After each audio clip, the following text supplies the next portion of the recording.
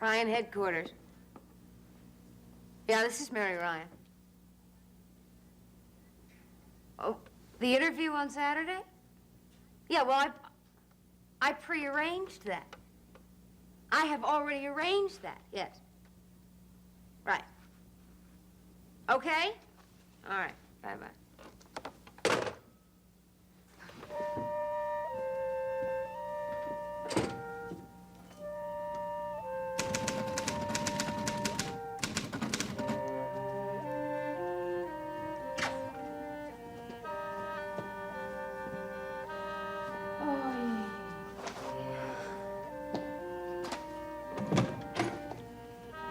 How about some breakfast, Mary Ryan?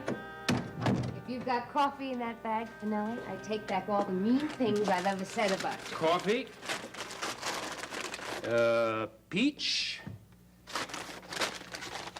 apple, and a little bit of cheese. I stopped by the hospital and your brother Pat said you'd been here for hours. Oh, Jack, thank you.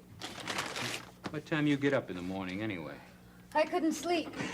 Frank is supposed to be on a radio panel for budget cuts this weekend. So I was just going over his notes. Bob or I will have to stand in for him. You really are keeping the campaign going, aren't you? Of course. I heard things were a little better yesterday. Frank was awake? He looked at me. He knew I was there. Good. Bob told me that you'd come by.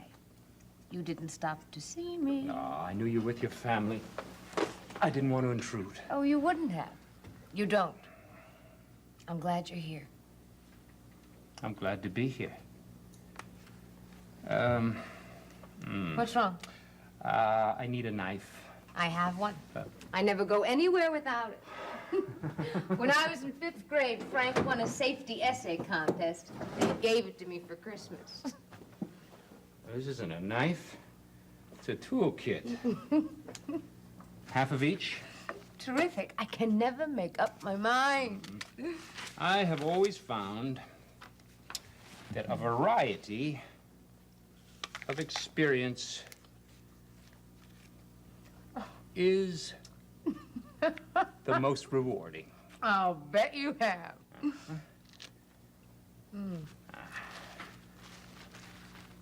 Listen, I've been asking around about Frank, what he might have been up to over at the hospital, particularly the missing $6,500. None of it makes much sense. I know that. There's a routine police investigation going on, right? Yes. They come up with anything? Not that I know of. Bob Reed have any ideas? What are you getting at? Only that the more I think about it, the less likely it seems to have been an accident. Oh, I'm sure it wasn't. Why, you sure? What do you care? Because you care? Because the more I learn about Frank Ryan, the more interested in all this I am? Oh, Finelli, I like you so much. The question is, can I trust you?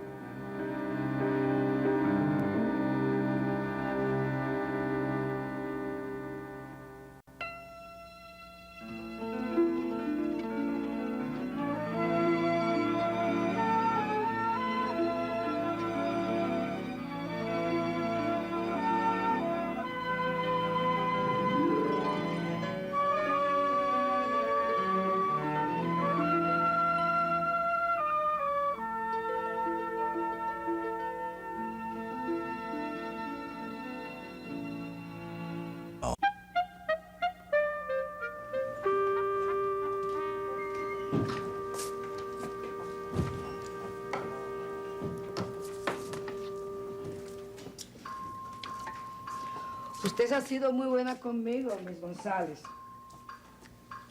Este es un buen hospital. Oh, I'm glad we were able to help. I will miss you. I'll miss you too, Mrs. Santos. Let's wait here until your son comes up from the pharmacy, okay? Sí. Este bracelete, ¿me lo puedo cortar ahora? Oh, of course you can. Qué tijeras tan raras. They're designed to cut bandages and not to cut you. Excuse me, Miss Gonzalez. Just a moment, Doctor. There you are. I will keep it as a souvenir. Has there been a call for me from the lab? Not that I'm aware of. Let me check. You have Porter's x-rays? Yes, I do. Nothing since then. Mrs. Santos, here's your prescription for pain. And I have 6 tablets left. Sí. And Dr. Moultrie has ordered you another 12 to take home. Tome, aquí tiene sus 6, okay? Gracias. Excuse me, Miss Gonzalez. I'm expecting a new series of x-rays on Frank Ryan within the next few minutes. If the lab should call, I'll be back in my office. Yes, Doctor. A usted ella no le cae muy bien, ¿eh? She's new here. Oh. Is the orderly who helped me the other day on duty? Carlos Rivas?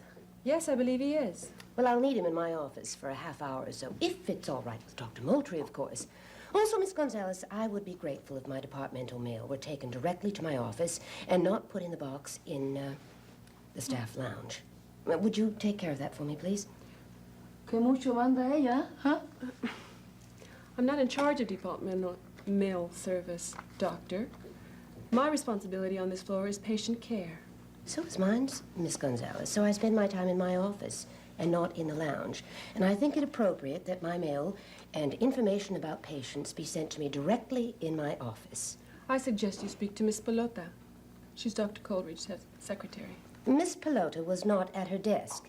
And since this is the first mail stop on this floor, I'd like you to give instructions to the orderly this morning. Oh, one final point. Yes, Doctor. I'm in the process of looking for a new apartment. Now, I've given my office number as well as the station extension to 2 real estate agents. If either one of them should phone, would you take a message and page me right away? Is there anything else, Doctor? Ella se cree que esto es un hotel. Estoy de acuerdo con usted. No, senora. I have a job to do, and I expect help in doing it. You should understand, Miss Gonzalez, that I do understand some Spanish. I don't know where you trained, but in my medical tradition, nurses do not criticize physicians to their patients. Dr. Bolak, that wasn't criticism. It was a statement of fact. Since you've joined us, you've expected a great deal from us all. And you haven't asked, you've demanded. As I pointed out to Mrs. Santos, I have a job to do here, and I expect cooperation from the staff. I also expect an apology from you. I do not apologize for my opinions, Doctor, on my floor. Well, then I shall have to report you to the board for insubordination. Dr. Bullock, may I see you in my office immediately?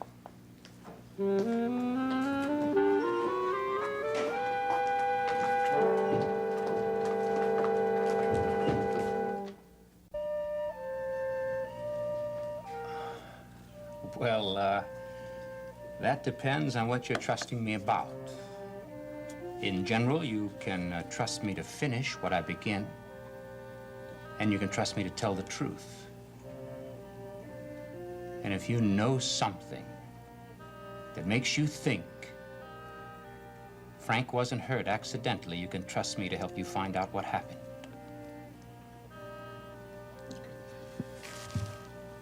When Frank first woke up yesterday morning, Jill was with him. She heard him quite clearly ask for Delia. Yeah. When I got there, he'd slipped back under again.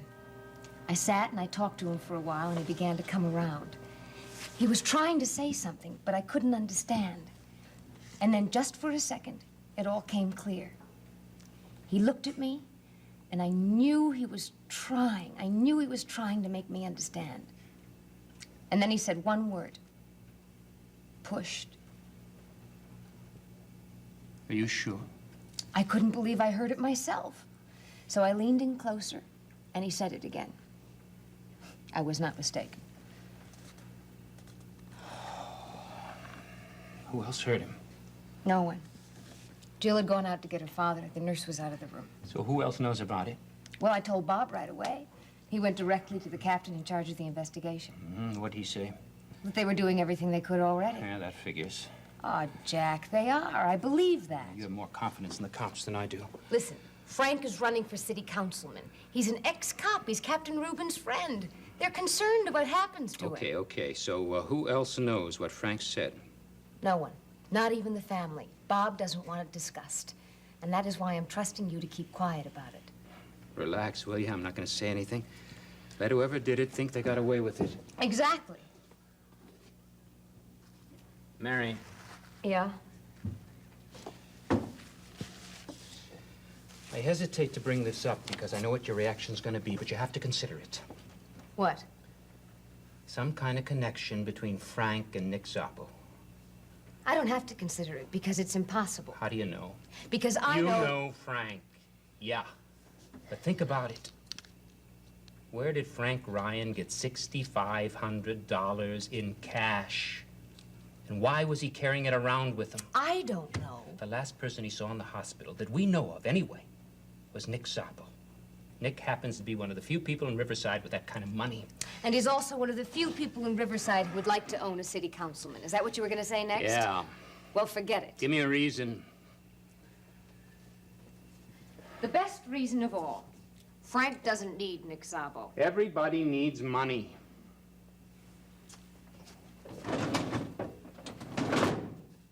We have more than enough to see us through Labor Day. Check for yourself. Listen, Frank doesn't need money. He never has, and he doesn't care about it. Now, if Nick Szabo wanted to send 20 or 30 of his numbers runners up here to stuff envelopes, maybe we'd do a little business. But beyond that, I can't see what he could possibly offer Frank Ryan. That's an interesting idea. What is? Not money. Bodies. People who can make things happen. Now, I don't like the sound of that. Nick has a lot of contacts, Mary. Not just envelope stuffers, but the kind of guys who can drop a word here or a word there to make things smoother for Frank, or more complicated for the opposition. Finelli, you stop that right now or else get out of here. Look, Mary... I mean it. Not another word. Frank made the primary without any help except from his family and his friends, and he's going to win the election the same way. Now, he doesn't need Nick Szabo or his influence or his money. And if he did, he'd die before he'd accept that kind of help. Okay. Okay. Sit down. Cool off. You know, sometimes I think you gotta be Italian.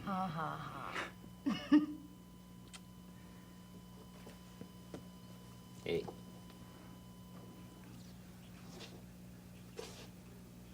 You like baseball? I love baseball. I saw my first game was when I was in kindergarten. Really? Yeah. Doc took the whole family to give an official farewell to the Polo Grounds because that stadium had been such an important part of his life. He wanted the whole family, even Kathleen, to be able to say they'd been there. Oh, and I loved it. I loved singing the Star-Spangled Banner with 40,000 grown-ups. I loved the mustard on the hot dogs. But most of all, I loved the team. I developed an instant crush on all 9 of them. But I was very sad. Why? Because for the first time in my life, I realized there was something I couldn't do because I was a girl. Seriously? Oh, listen, it took me years to get over it. Well, look, we can take in a ball game this afternoon if you'd like to sit in the press box. Oh, Jack, I'd love...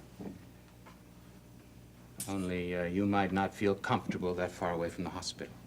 Exactly. I'm sorry. Will you ask me again? It's a standing invitation. Good. Mary? Hi, Bob. Hello, Finale.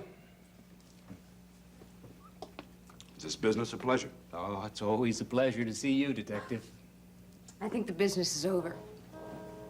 Well, then I don't mind interrupting.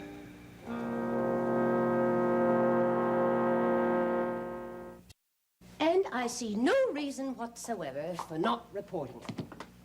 Only that I shall ask you not to. May I ask why? I've worked with Miss Gonzalez for the past 3 years. She's the best nurse that I've ever had in charge. She's outspoken, but, well, generally I find that what she says is essentially the truth. Dr. Coleridge... Now, I'm not condoning what she said to Mrs. Santos. I am saying, however, that I am in agreement with what I heard her say to you. What's your problem, Dr. Bolak? My major problem, Doctor, has been to find support or cooperation from anyone in your department. With the exception of your son, who's been extremely helpful. Well, may I suggest that the problem may be the way you've chosen to look for that support? Ramona said it rather succinctly. You haven't asked. You've demanded. I have asked politely and been ignored. At that point, demands are justified. They may be justified, but they're also frequently counterproductive. Dr. Coleridge, it seems hard for you to understand that I am here to work. I have a great deal to do, and I have a very stringent schedule which I intend to keep. If I'm going to make the kind of contribution to this department that I want to make, then I have to have a little help. We all get impatient with procedures and with hospital red tape. And we all have to depend on help from people who are doing 40 other things as well. Now, I know that's frustrating. But we make accommodations. Why can't you?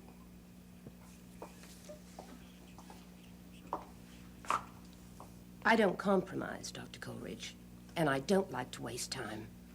What's your hurry? I beg your pardon? Well, you're pushing very hard, Doctor. You hit that front door running. Now, I can't have a feeling there must be a reason for all that urgency. I think I explained that I have some work that's been delayed, and I'm very anxious to get back to it. Beyond that. Beyond that, Doctor, is none of your business. Neurology at Riverside Hospital is very much my business. And whatever your problem is, it's affecting my service in a way that I really cannot tolerate. Now, you strong-armed your way into my department. You've wrecked my budget. You've disrupted my staff. And I can no longer accept that. Do you understand? Have I made myself clear? I will continue to do my work at Riverside Hospital, Dr. Coleridge, and I will continue to ask for the cooperation of your staff. I will stay out of your way as much as I possibly can. And I hope that you won't give me any of your concern about my personal problems, whatever they may be. Come in. Excuse me. Dr. Bolak wanted to know when the lab called. The x-rays on Frank Ryan are ready. Thank you.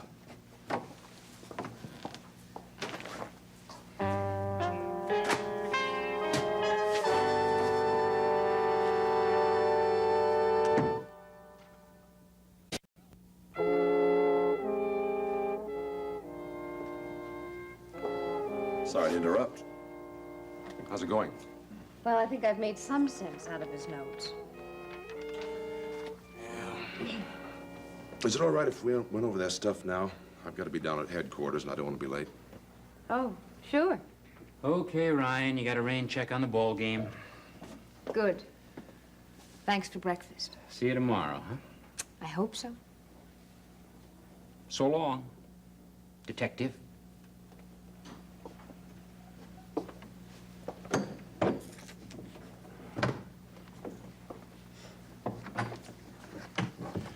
Mary, I don't want to go over that stuff right now. I just don't want him hanging around. Bob. Mary, he is no friend of Frank's. Well, he's a friend of mine. And when Frank's well again, they'll have more of a chance to understand what Yeah, well, happened. I don't trust him. He's a newspaper man. I don't think you should trust him either. Well, I do trust him, Bob. I like him. He's concerned about Frank, and he's done everything he can to help. By making things nicer for me and by trying to find out what happened. The only thing he's trying to find out is how to make a story out of what happened. I don't think so. Well, you'll see. The only thing he's done is to ask what I think is a reasonable question to someone who doesn't know Frank. Whether there's any connection between Szabo and Frank. Listen, I know it makes me mad, too. But I can understand why it would cross his mind. But I think I got things settled today. Yeah? I told him what Frank said. Mary! He's not going to tell anybody. Besides, it isn't as if we haven't discussed the possibility of Frank's having been pushed. Listen, I thought if he knew, it would keep him thinking. He's smart. He's an investigative reporter. Maybe he'll come up with something. Kid, you don't do dumb things. But that was dumb. I'm sorry, but I don't see what difference it makes. He didn't push Frank, and he'll keep quiet about it. Actually, I think it's very strange that we haven't told Da or Pat or Mother. The fewer people that know, the less chance that whoever did it will find out that we know Mary. Do you understand that now? Yes, but it feels like lying. Well, don't lie, but don't volunteer information, please. Okay.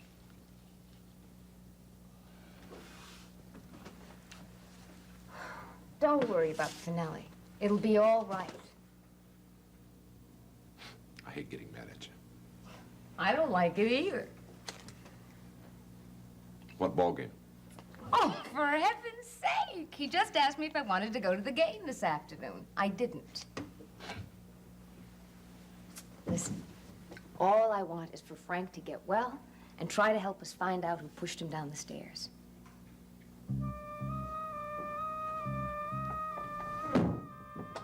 Dr. Coleridge, I have Frank Ryan's x-rays. I think you should look at them. Yes.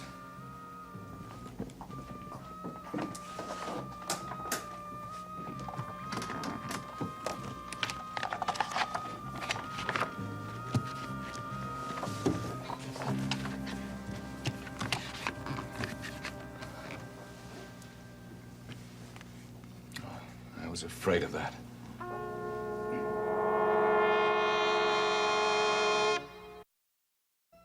In Port Charles, revenge is a priority, relationships are disposable, and good medical care is a necessity. Keep up with this fast-paced city with an all-new episode of General Hospital, weeknights at 10 on SoapNet.